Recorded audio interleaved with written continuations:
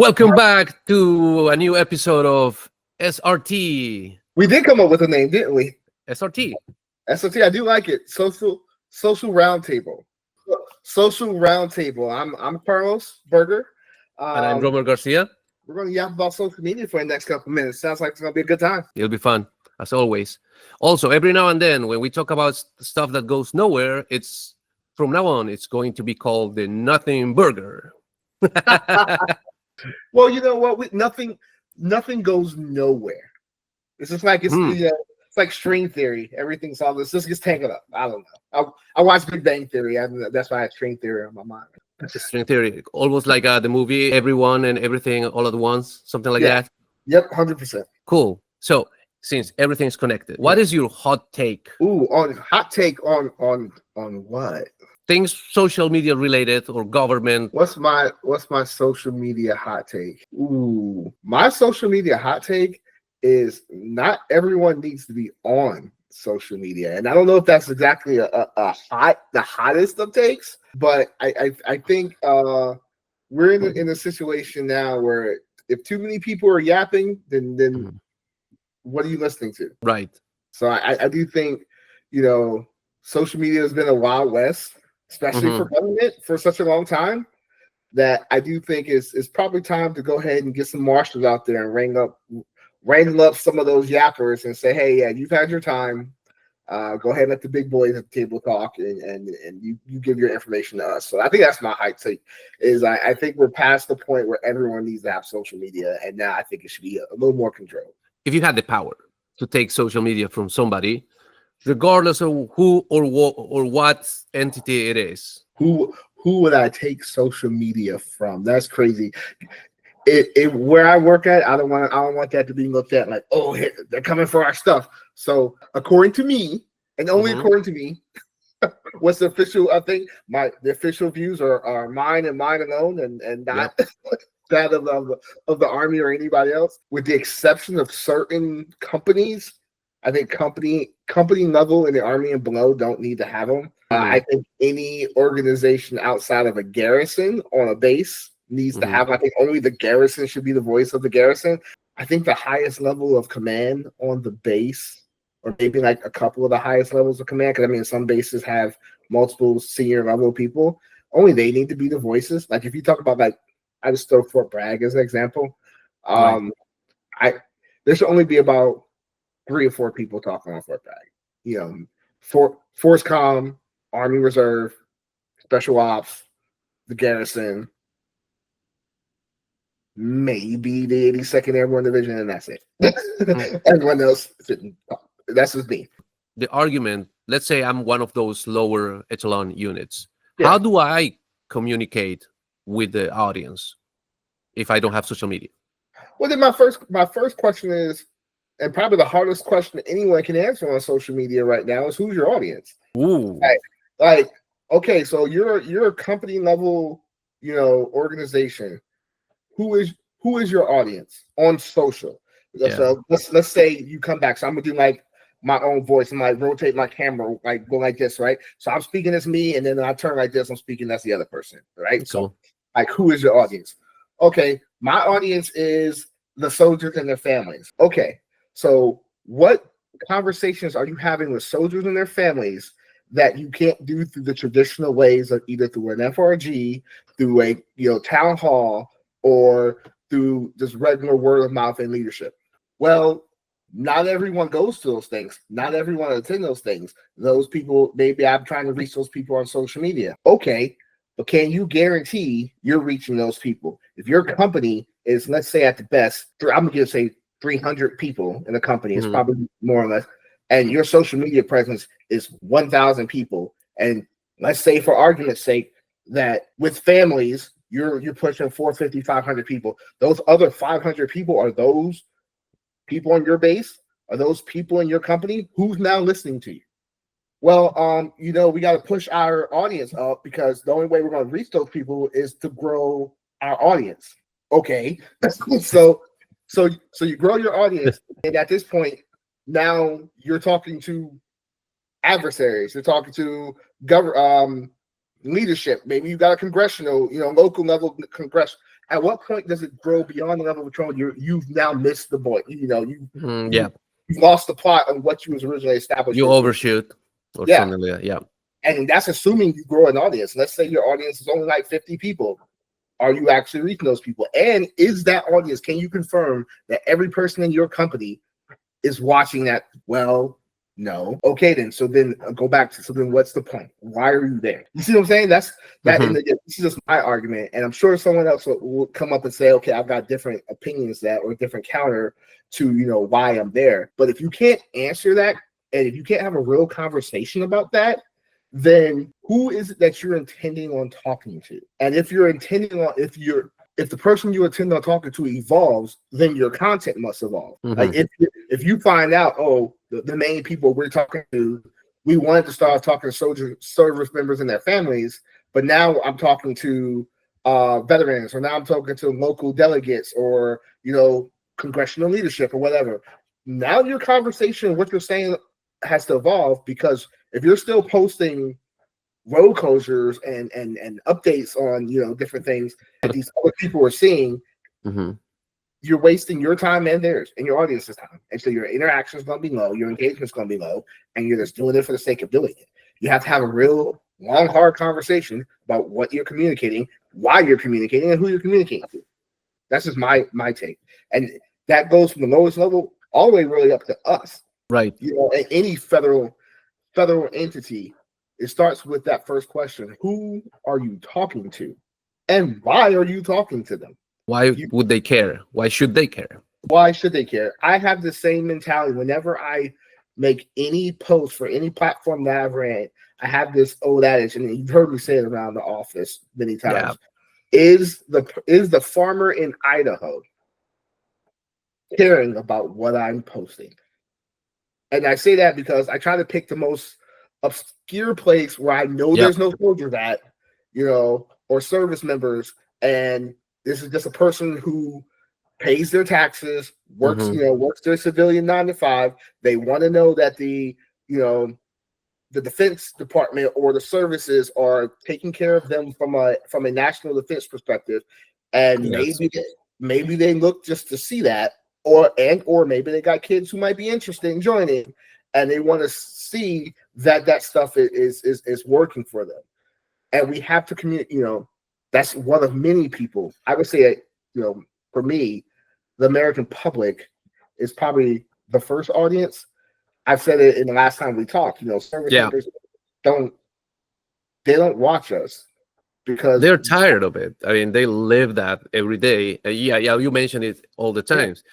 And I also heard you many times say a different variation, not as polite, like when somebody asks you to post something that is not relevant, you are like, nobody cares. I heard you say that so many times, and it's true. I mean, time proves you right every time, because our audience doesn't watch that. They don't.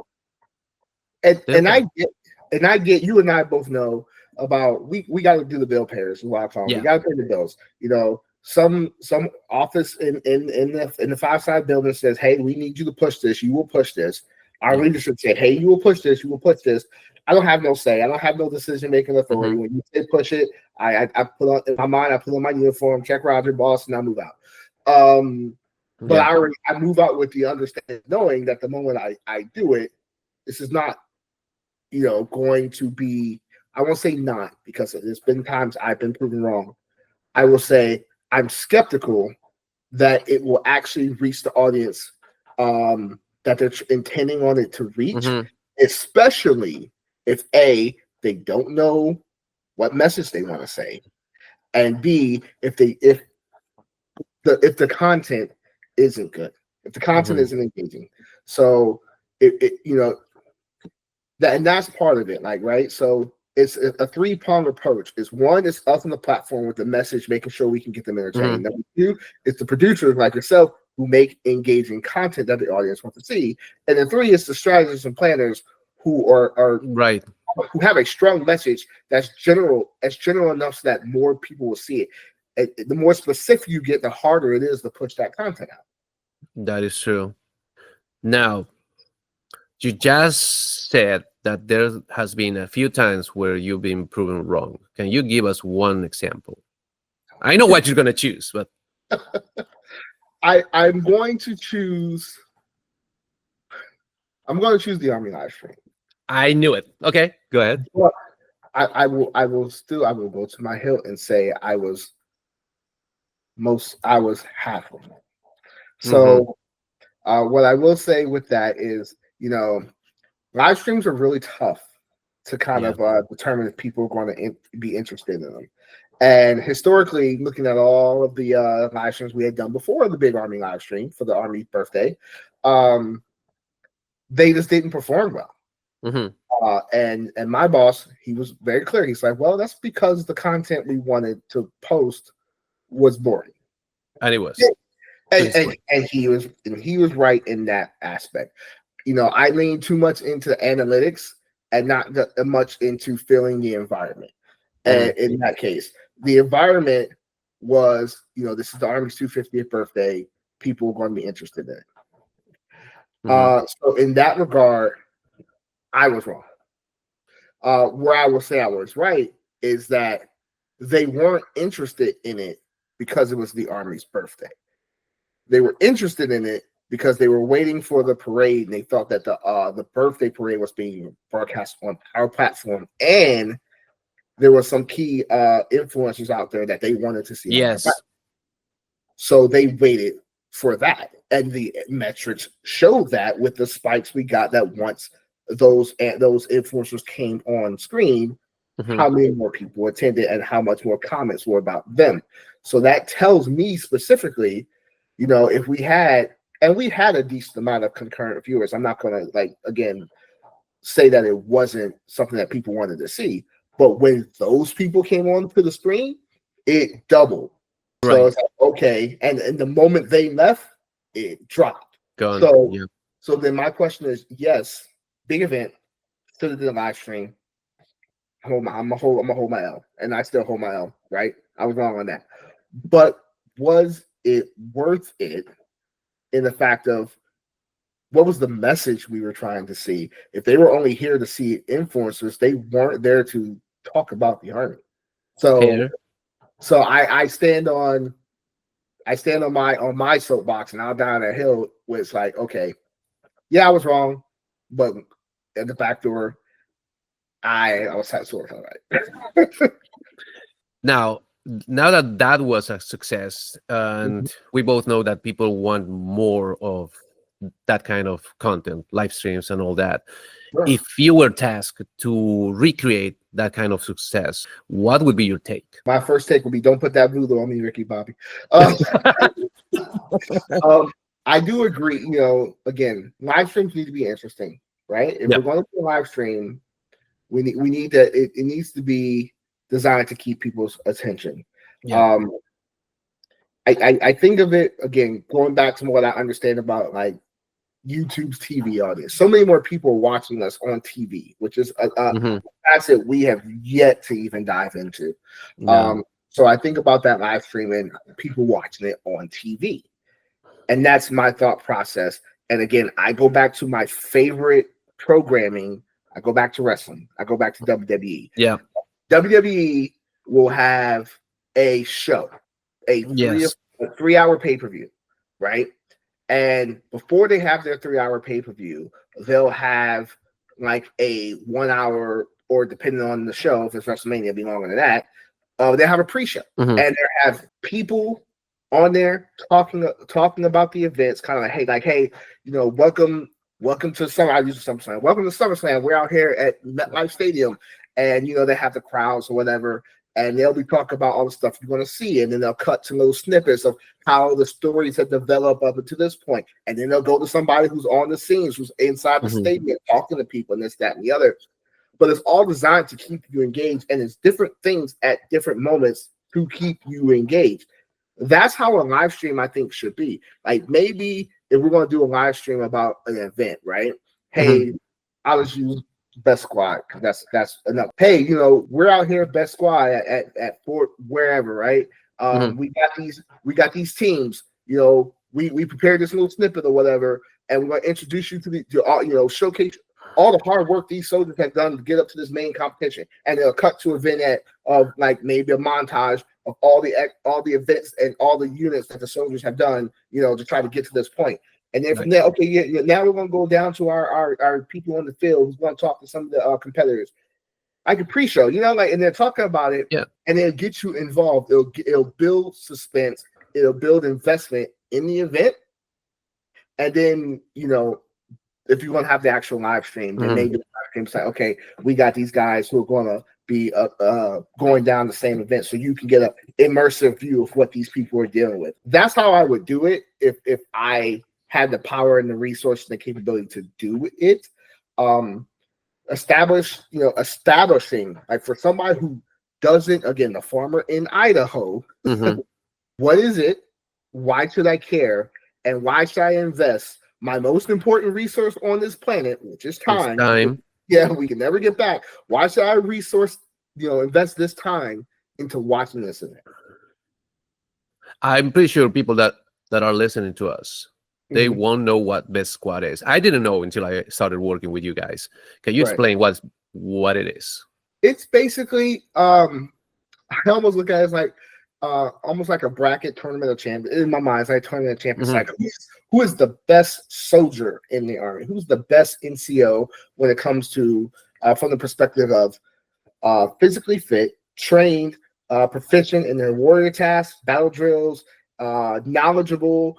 And so you have your top NCO, you have your top soldier, your enlisted soldier, for someone under the rank of sergeant, and then you have your top squad, which is 4 or 5 of those respective soldiers and NCOs, and they compete at the lower levels. They start at their lower levels at the company or brigade or whatever levels they start at. I don't remember.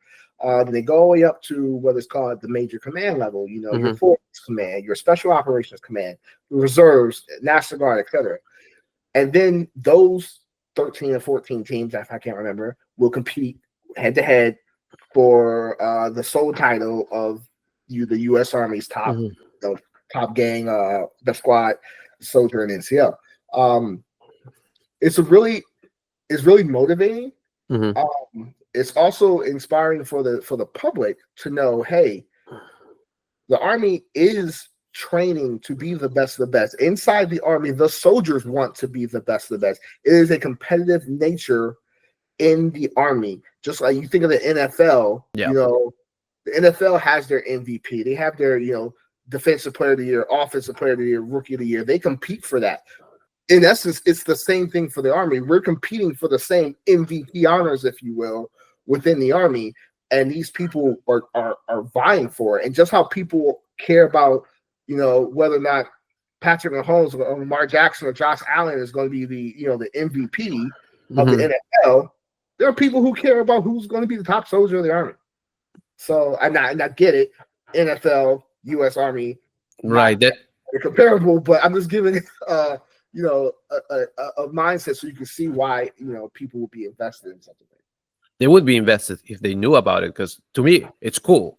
As you said, it's a competition, and it's not a competition of anything. It's shooting, it's blowing shit up, it's exciting stuff, it's cool stuff, but people don't know about it. How could we fix that?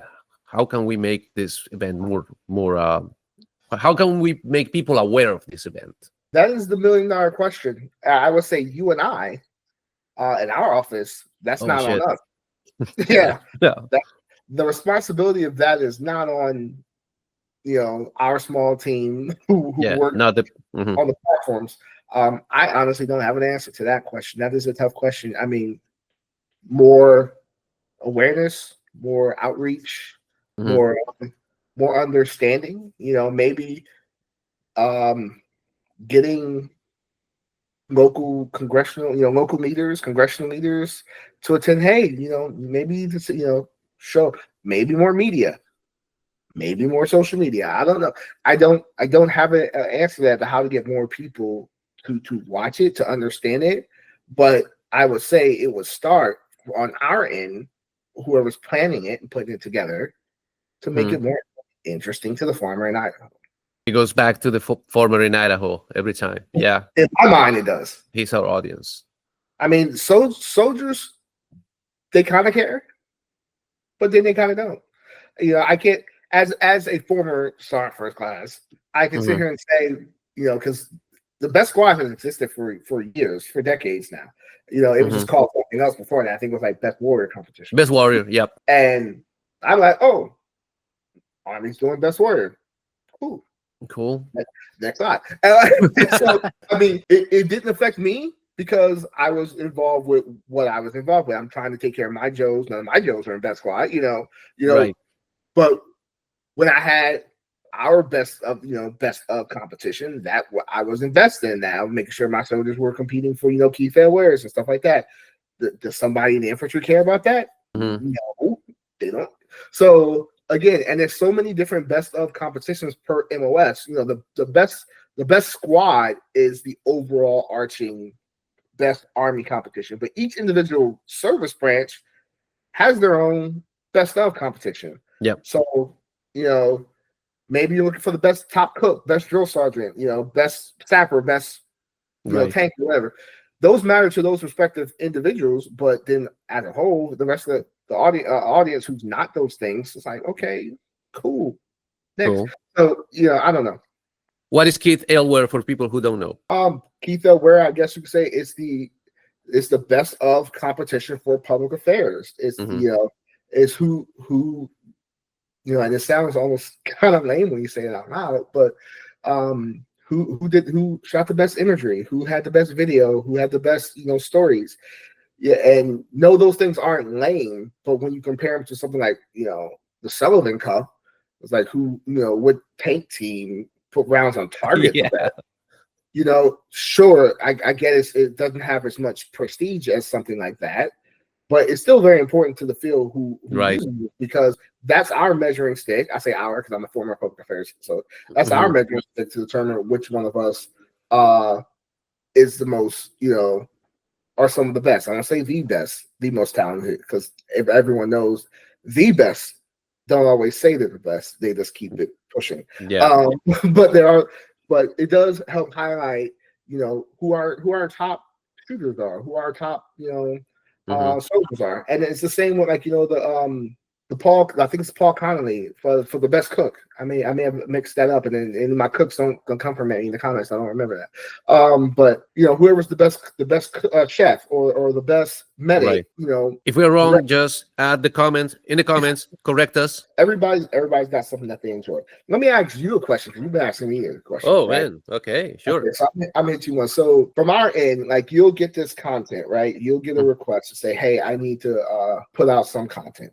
Right. How do you and your counterpart really come together? Because I've seen you do something creatively in like that. Like I'll give you an idea, or I'll give your partner an idea, and I say, "Hey, I kind of sort of am thinking this," and it's almost like you're in my head, and what you produce is almost better than what I envision. So how do you guys come together and think about what's going to be the best content for it? It's a really good question.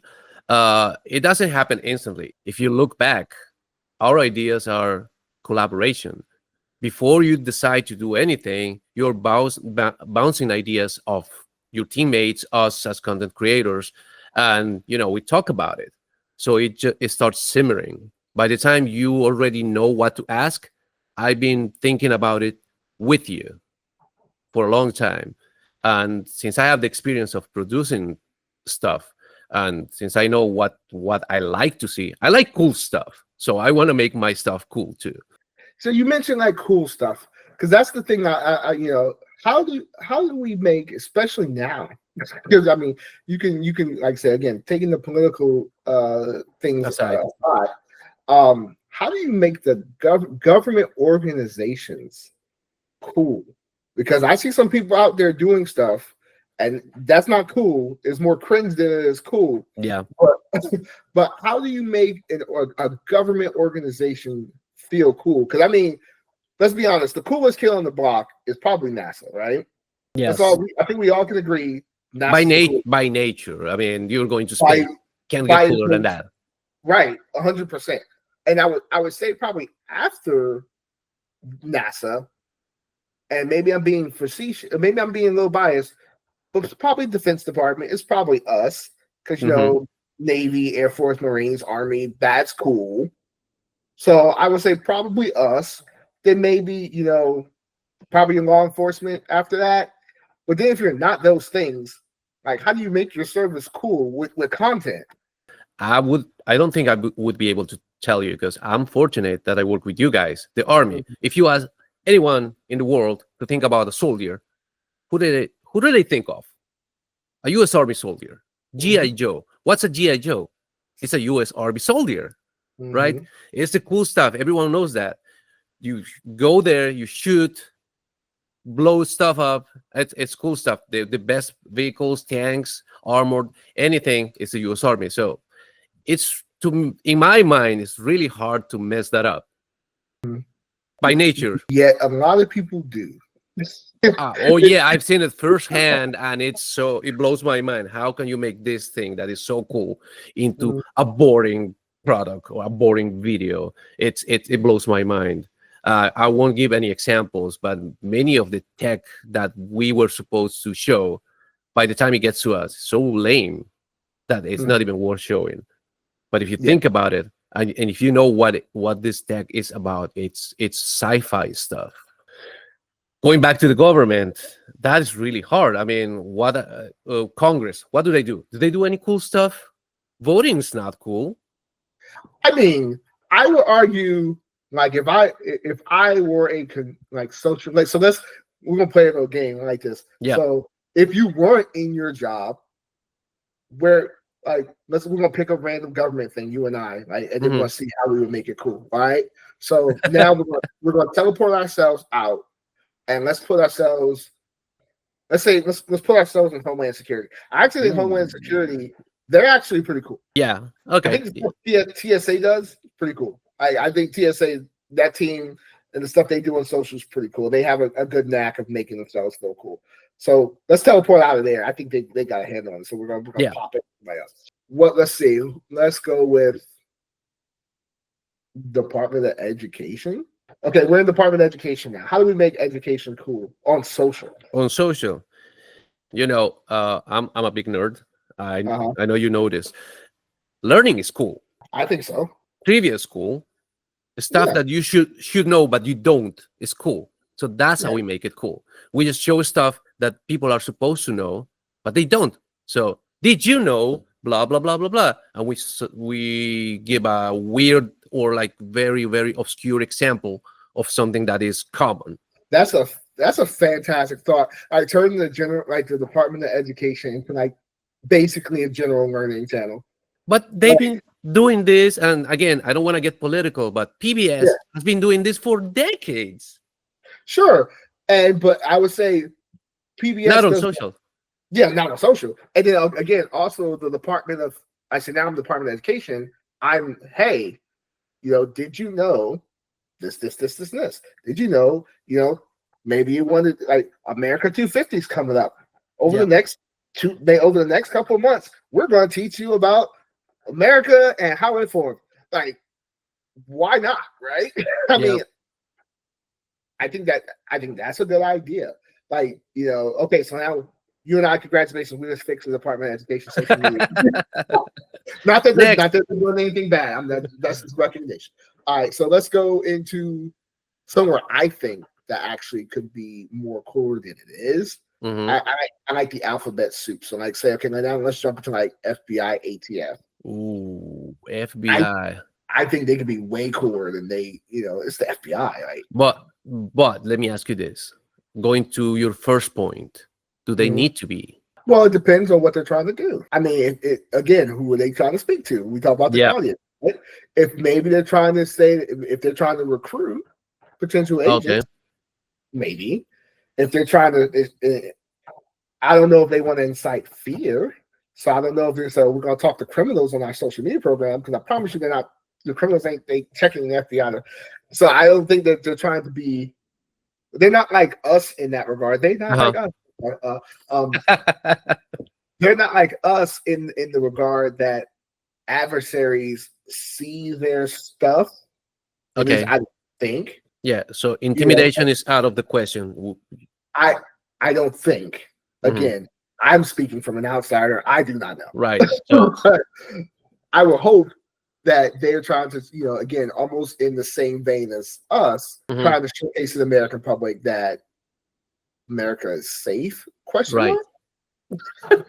Okay. Then again, this is just me. Let's say we want to show that we are protecting the American people. But I'm pretty sure that FBI agents have seen the craziest stuff. Sure. Out of that crazy stuff, make products like our heroes of the army, Mhm. craziest, most wanted stories, and you show how people go above and beyond to do To get whatever crazy stuff to that they're get doing. to get the bad guy, almost Yeah. like turn their social media, turn their social media into like an episode of Cops.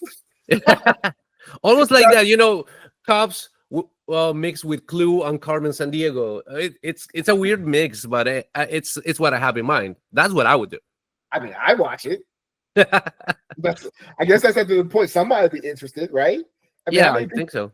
how many people watch like murder mysteries or TV crime A lot. documentaries? I do. I mean, there's an audience for it. Yeah, no, it's interesting because I mean the crazy stuff people do and the crazy stuff people do to catch these guys, it blows my mind. Yeah. Okay, so there's an idea for them. So let's come back to what you said. Now let's jump to the big dome building. Now we're in Congress. And Hmm. let's say we're pick a party, doesn't matter, bipartisan. We're we're a party social like DNC, RNC doesn't matter. Or like how do we fix that channel?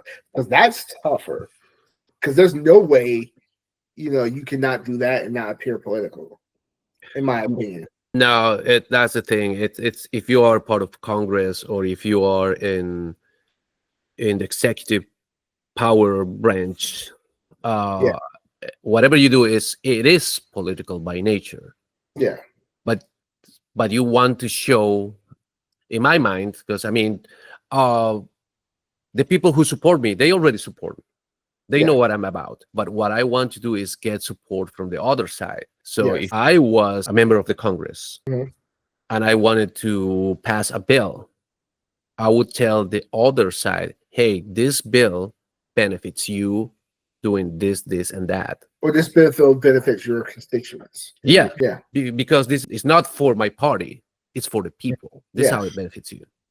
It's well, yeah. I think that's fair. Like, and when you're talking about, and again, we're gonna dive down this hole just for a second, and we'll come out because we're gonna get real money. But I think when you're talking about how can you talk to people across people who don't agree with your point of view, right?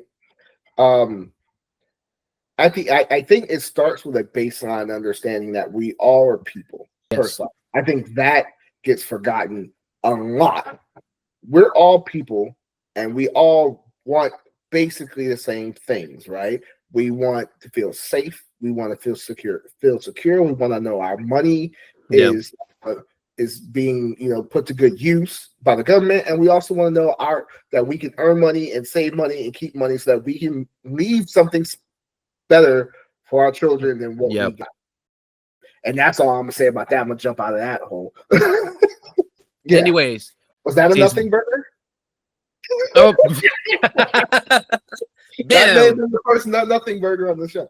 brought to you by Carlos Burger. This is a nothing burger brought to you by Carlos, sponsored by In and Out. No, it's not.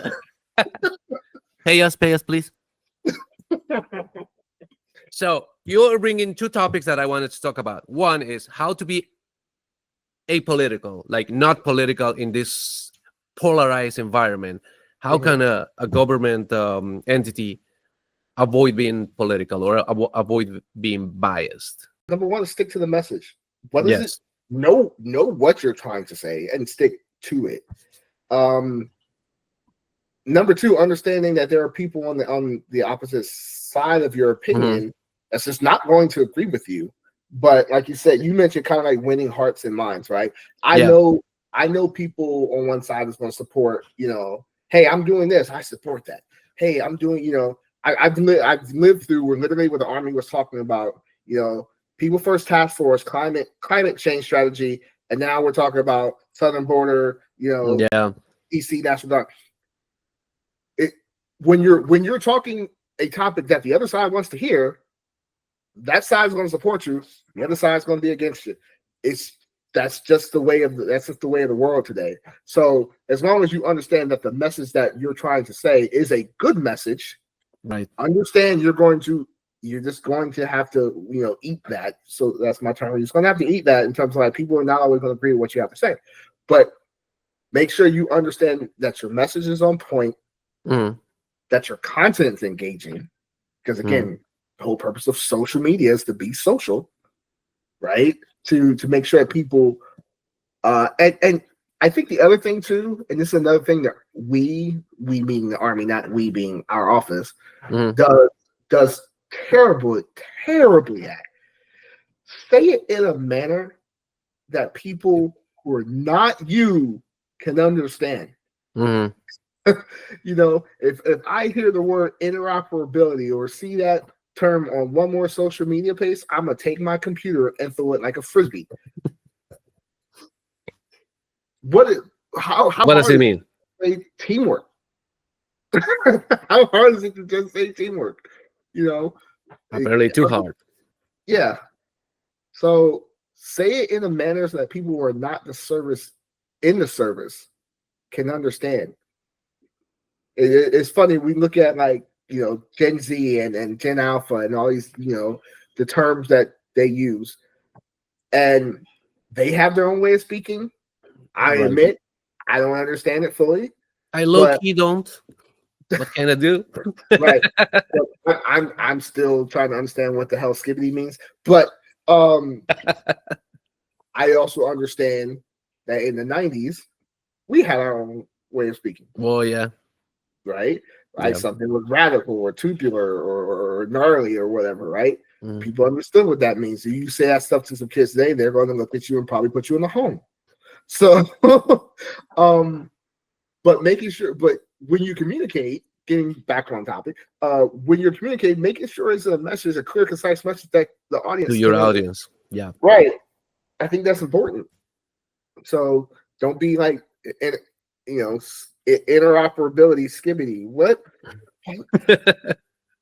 Just say what you mean, right? Basically.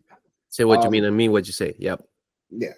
I think that's the best way we can be better communicators, and that's not even just us. That's across all forms of government, right? Know what you want to say.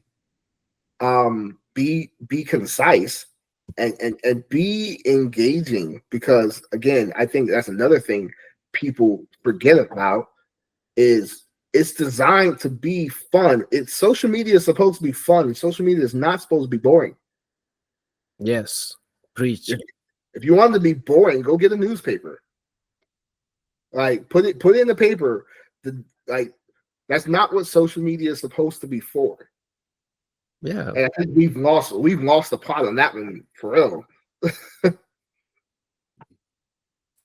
You are 100% right. That's why we got people like you. You guys count on you guys to make us more entertaining. Plus, you're younger than me, so there's that too. Ah, man, only by what? 2 years, 1 year? It's we're old. We're old. Yes, we're unks for today's standards. Social media roundtable with Unc Romer and Unc Carlos. How you doing, fellow kids? Okay, to make it short, TLDR version, the 3 rules to post stuff, the Carlos rules. Be concise. Know your message. Be engaging. Bam. Easy. That's easy. Well, it should be, in theory. We talked about a lot of stuff. I think it's time to actually make our first official Nothing Burger. So let's go completely off the rail right now. All right. And let's talk about something I know both you and I have talked about many times and we both enjoy. Talk about food. Ooh, food. Yes. Okay. So have you ever It's like so it's a two-part question. Have you ever, and then if so, what? Using social media, have you ever saw a recipe or saw something online and then proceeded to make that in real life? And if so, what was it and how was it? Yes, I have. I can't remember the name of these guys. It's Los del Ñam. These are two guys who are, I think, from Venezuela or Colombia, and they just travel around the world and get some, like, old grandma's recipes from each country they visit, and they make it themselves. This was pork belly, but it was crunchy pork belly. They make the skin Mhm. crunchy, and the meat like moist and tender.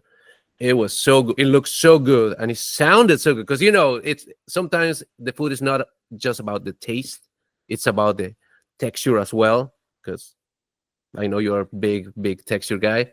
Huge. Yeah. So the sound of that video made it feel so delicious. So I had to try it. I tried it. I loved it. It was Nice. it was delicious. My wife loved it. Everyone loved it. You know what? Maybe next time I bring something for the office, I'll bring some Mhm. of that pork belly. Okay. How about you? How about yourself?